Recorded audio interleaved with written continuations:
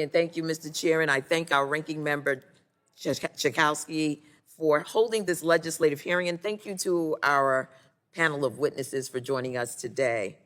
Time and again in this Congress, I've sat at this dais and sent out an alarm to my colleagues of the dangerous, systematic destruction of the FTC and its independence from the White House.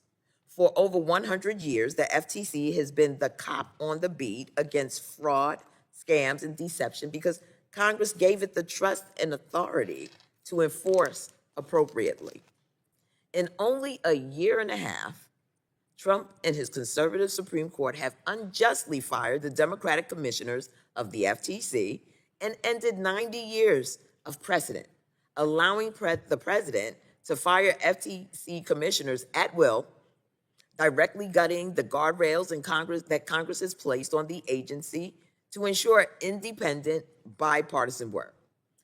This administration is bad for consumers and bad for business.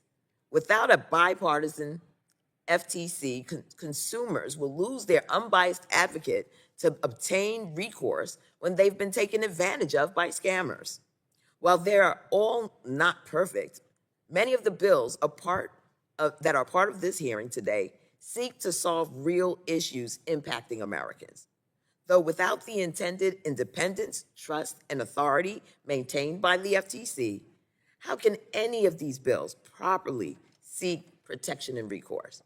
So, Mr. Brayotte, with the recent SCOTUS ruling in Trump v. Slaughter, how do you recommend Congress effectively legislate when the independent agencies we once trusted to enforce laws are no longer independent? Congressman, thank you for the question. I couldn't agree with you more that bills like the ones that are up for consideration today, as well as many of the bills that are already on the books to protect millions of consumers, are only as effective as their enforcement. And the role that the FTC plays in protecting consumers from unfair and deceptive practices has never been more necessary than it is today. Absent a bipartisan FTC, one where both parties are represented, one where the commissioners don't have to constantly worry that they're going to be fired if they go after the wrong company, those laws are only not worth the paper that they're written on.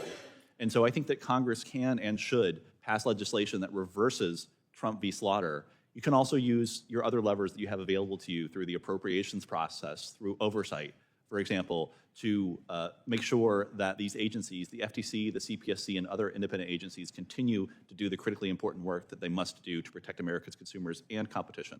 Very well, thank you. And going forward, how can Congress best hold the FTC and the CPSC accountable to ensure that they are acting in the best interest of all Americans?